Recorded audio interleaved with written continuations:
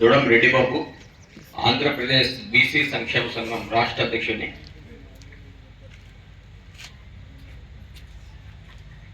నేను 2016 నుంచి బీసీ సంఘాలు పనిచేస్తున్నాను. అంటే వేరే బీసీ సంఘాలు కాదు, నా సొంత బీసీ సంఘం స్థాపించి ఇప్పటి వరకు బీసీలతో కోసం, బీసీల అభివృద్ధి కోసం, చైతన్యం కోసమే పోరాడాను. ఇప్పుడు కూడా ప్రాణం ఉన్నంత వరకు బీసీల కోసమే పోరాడతాం. కానీ మన బీసీ కులాలలో ఎంతసేపు చూసినా రాజకీయ పార్టీలకు తొత్తులుగా, బానిసలుగా వాళ్ళు పెట్టే ఏదో చిన్న ఉద్యోగాల కోసమో, లేదంటే కన్నా అవుట్ సోర్సింగ్ ఇచ్చే ఉద్యోగాల కోసమో బానిసలుగా బతుకుతున్నామే తప్ప రేపు భవిష్యత్తు, మన బీసీల భవిష్యత్తు, మన కుల భవిష్యత్తు, మన బిడ్డల భవిష్యత్తు కోసం ఎవ్వరు ఆలోచించడం లేదు. ఈరోజు మనం ఫోన్ చేసి చాలు అంటున్నాం. రేపు నీకు లేనప్పుడు రేపు ఎవరు పోషిస్తారు? అదే నీ బిడ్డకు ఉద్యోగం ఉంటే, నీకు ఉద్యోగం ఉంటే అలాంటి ఆలోచనలు బీసీలు చేయడం లేదు. ఎంతసేపు ఉన్న కులాలు, వర్గాలు, కులాల్లో 10 సంఘాలు ఏర్పాటు చేసుకుంటున్నారు. బీసీ సంఘాల నుంచి పోరాడదామనే ఆలోచనే లేదు. ఒక కులంలో, ఒక జిల్లాలో మనం ఒక సంఘం ఏర్పాటు చేసుకుంటే, ఒక మీటింగ్ పెట్టి ఒక 50 మంది కమిటీ ఉంటుంది అనుకున్నాం. ఈ 50 మందిలో బీసీ మీటింగ్ పెట్టుకుంటే పనులను, ఉద్యోగాలను, లేదంటే ఒకరి కాడ మనం పనిచేస్తున్నామనో 20 మంది వస్తారనుకుంటే 10 మంది రారు. మరి ఉద్యమం ఎలా సాగిస్తాం? మన సమస్యలు ఏ విధంగా మనం సాధించుకుంటాం? ఒకసారి ఆలోచించుకోవాలి ప్రతి ఒక్కరు. 100 మంది పోయి కలెక్టర్ ఆఫీసులో ముట్టడిస్తే అప్పుడు ఆలోచిస్తారు ఎవరు వీళ్ళు అని. లేకపోతే ఏసీ రూముల్లోంచి బయటికి రారు గవర్నమెంట్ ఉద్యోగస్తులు, లోపల కూర్చొని ఏసీ వేసుకొని ఉన్నారు. ఇప్పుడు కూడా ఇక్కడ ఏం జరిగేది కూడా తెలియదు, అవసరం లేదు వాళ్ళకు. ఎందుకంటే ఏందో వాళ్ళు పిచ్చి మాటలు మాట్లాడుతున్నారు, పిచ్చిగా ఉన్నారు, పట్టించుకోవడం లేదు, వాళ్ళేమి గొడవలు చేయడం లేదు, ఏదో అక్కడ కూర్చొని మాట్లాడుకుని వెళ్ళిపోతారు ఆగలేనప్పుడు అని చెప్పి వాళ్ళ అభిప్రాయం. అది 5% ఉన్నటువంటి అగ్ర కులాలు 55%, 56% దాదాపు ఉన్నటువంటి బీసీ కులాలు శాసిస్తున్నాయి.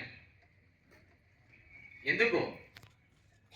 50 కులాలు ఒక ఏరియాలో 50 కుటుంబాలు ఉంటే ఒక్క రెడ్డి కులం శాసిస్తోంది సర్పంచ్గా. మరి ఎందుకు మనం వాళ్ళకి బానిసలుగా బతుకుతున్నాం అర్థం కావడం లేదు.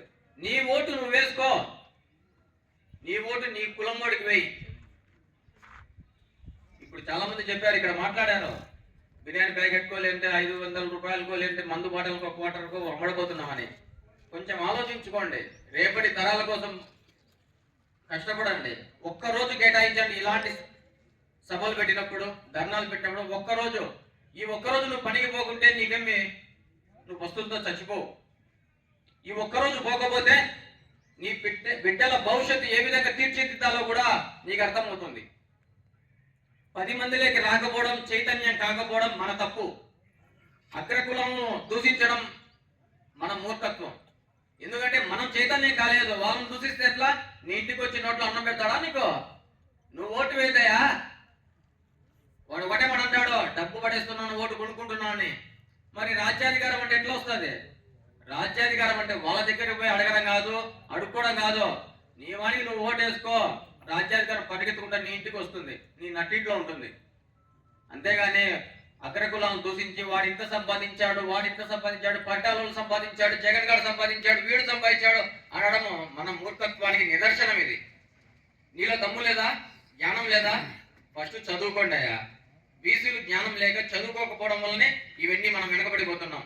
ఫస్ట్ విద్య కావాలి, ఆ తర్వాత ఉపాధి కావాలి. అంతేగాని మన బిడ్డలు మనమే 10వ క్లాస్ చదివిద్దాం, మన బిడ్డలు ఏం చదివిస్తాం మనము? మన బిడ్డలు చదివించాలన్నా కూడా మనకు ఉండాలి కదా జ్ఞానము. ఇంటర్ ఏం చదివించాలి, డిగ్రీ ఏం చదివించాలని. ఇప్పటి వరకు అందరి గురించి మాట్లాడుతున్నాం, మన గురించి మనం మర్చిపోయాం. కులగణన అనేది మనం ఎంతమంది ఉన్నామో తేల్చేదానికే కులగణన. ఈ కులగణన కొన్ని సంవత్సరాల నుంచి, దాదాపు 75, 76 సంవత్సరాల నుంచి ఫైట్ చేస్తూనే ఉన్నాం. బ్రిటిష్ వాడు ఎప్పుడో తీసినటువంటి కులగణన లెక్కలు మరి ఇప్పటి వరకు తీసుకోవడానికి కారణం మనలో నాయకత్వ లోపమే, మనం ఏకం కాకపోవడమే, ఒక చోటికి రాకపోవడమే. ఎవరు రావడం లేదు. ఈ సత్యసాయి జిల్లాలో బీసీ లేరా? సమస్య వచ్చినప్పుడు బీసీ నాయకులు కనిపిస్తారు, కానీ ఎలక్షన్లు వచ్చినప్పుడు అగ్రకులాలు కనిపిస్తాయా? మరి మనం ఎందుకు ఇంత దిగజారిపోతున్నాం? మనలో ఫస్ట్ మనలో మనం తెలుసుకోవాల్సింది బీసీ సంఘాలు అంటే ఏంటి తెలుసుకోవాలి. ఇక్కడికి వస్తే మన బిడ్డలు మనం ఎట్లా ఎదగాలా, ఏం చదివించాలా, ఏ విధంగా మనం చేయాలని. నీ బిడ్డకు డిగ్రీ చదివిస్తే లక్షల మంది ప్రతి సంవత్సరం డిగ్రీ పట్టాలు పట్టుకొని బయటకు వస్తున్నారు. వాళ్ళందరికీ ఉద్యోగాలు ఎలా వస్తాయి?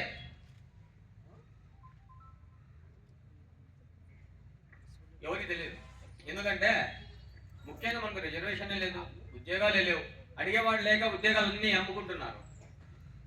ఇప్పుడు అమ్ముకోవడం పక్కన పెట్టి నోటిఫికేషన్లే వదలట్లేదు. మరి డిగ్రీలు చదివి ఏం చేస్తాం? 1వ క్లాస్ నుండి 5వ క్లాస్ చదవాలంటే 30,000 కట్టాలి. కూలి పని, నాలి పని చేసి కడతాం. మరి ఎందుకు చదవడం? సంకనాక నా చదువు.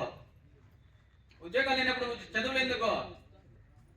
బస్సు పేర్లు కనుక్కునే దానికి మాత్రం సరిపోతుంది తప్ప దేని పనికిరాదు చదువు, ఉద్యోగాలు లేనప్పుడు. కాబట్టి మనకు ఉద్యోగాలు రావాలంటే ఏం చేయాలి? కులగణన జరగాల.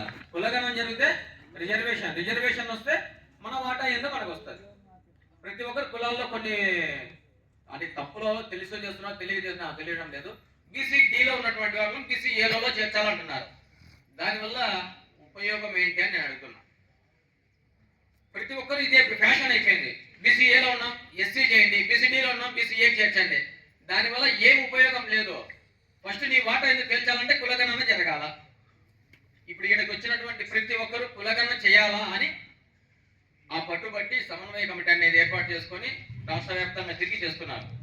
కానీ ఏ ఒక్కరికి కూడా బీసీ కులగణన అంటే తెలీదు, రిజర్వేషన్ తెలియదు, మనం ఎంతమంది ఉన్నామో, మన వాటా ఏందో, మన రిజర్వేషన్ శాతం కూడా తెలియదు. తప్పు ఫస్ట్ మన యువతకు తెలుసుకోవాలి. ఫస్ట్ విద్యార్థులు తెలుసుకోవాల్సిన అవసరం చాలా ఉంది. ఇప్పుడు మీ